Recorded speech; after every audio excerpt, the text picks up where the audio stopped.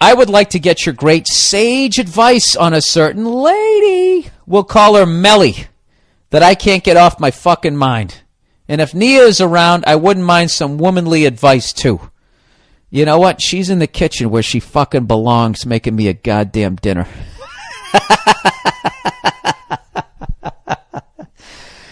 And you know what? I'm not even lying. That is where she is, and that is where she belongs. You hear that, Nia? I said you're out in the kitchen where you belong, making me a dinner. I said... Watch this. You're out in the kitchen where you belong, making me a dinner. I don't hear her feet. Are you just going to take that?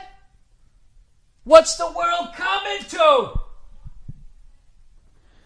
Hey, somebody wants your advice in here. Hey. Fuck you. Here we go. Let's go here. Here we go. Well, she's not around, evidently. She's probably watching one of those shows where people dance with no shirts on. Dancing like a 2-year relationship. They seem to always be dancing some sort of relationship.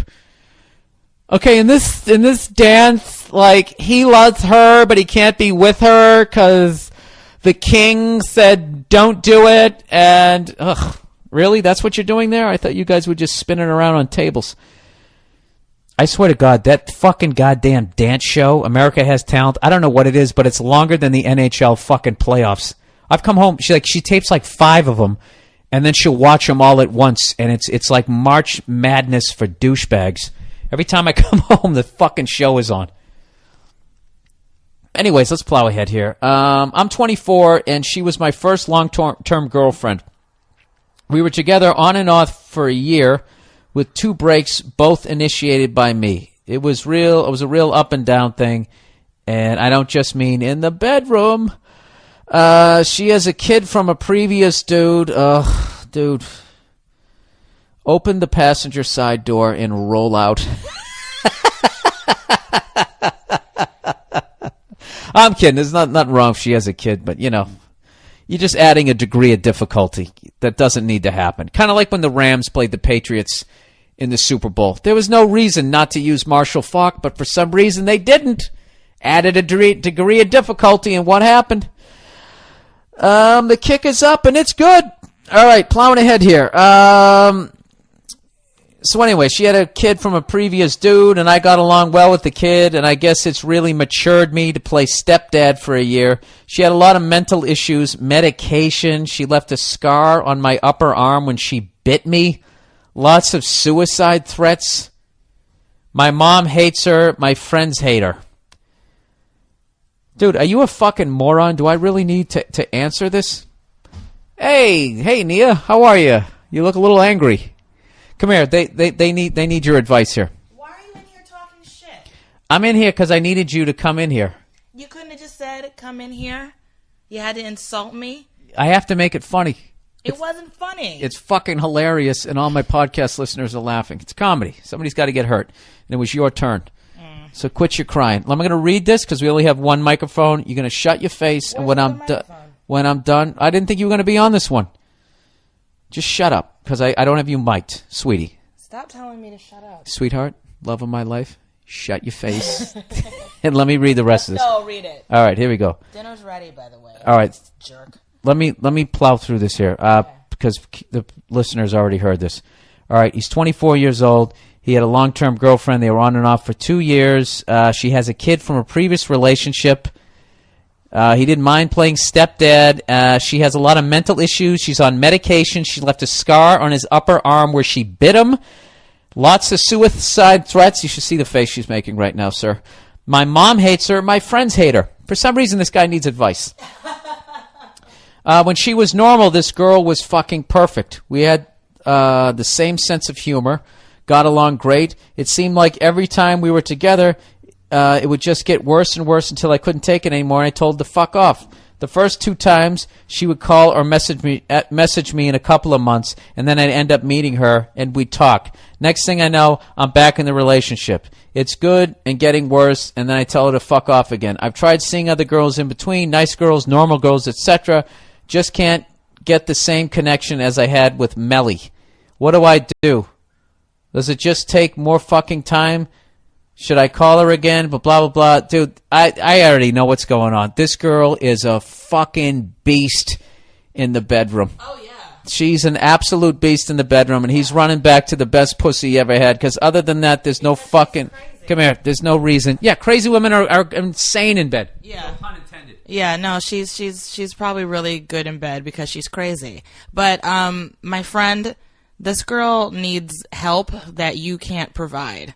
She needs to be on medication and therapy. She's a mess.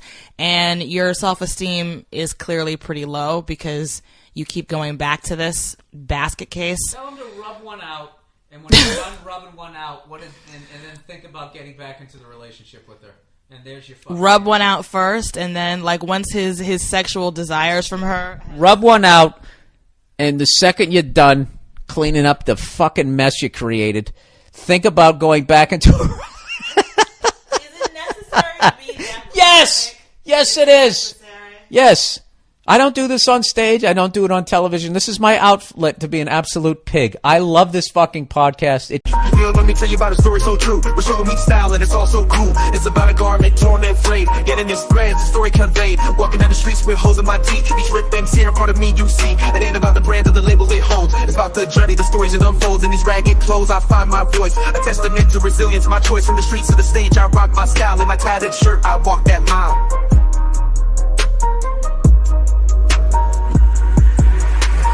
Ripped and torn, but still I stand in my ragged attire. I command, it's not just fabric, it's a statement I preach. In my threadbare garment, I find my reach.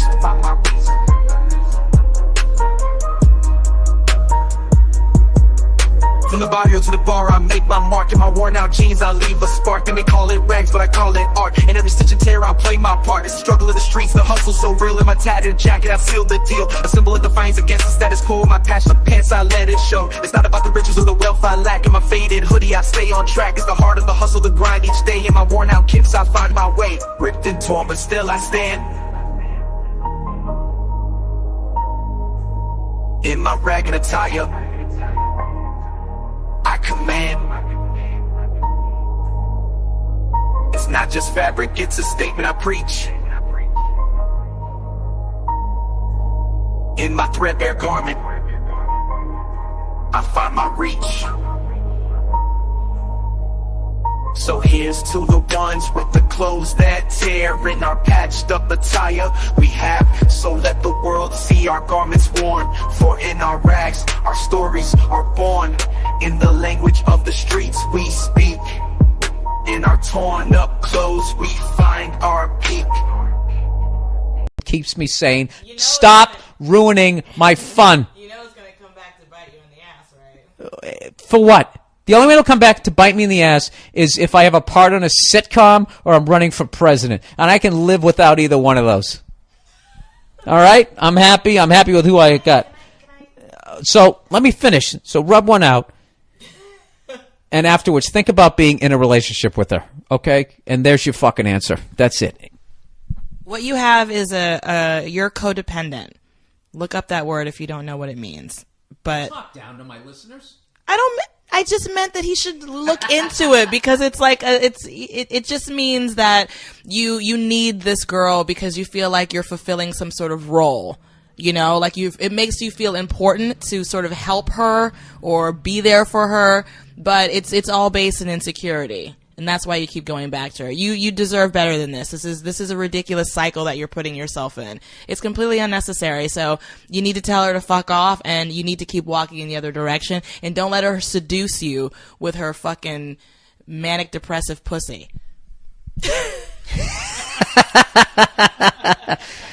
Nia Hill, everybody. God bless you. Now get out there and plate my food, woman.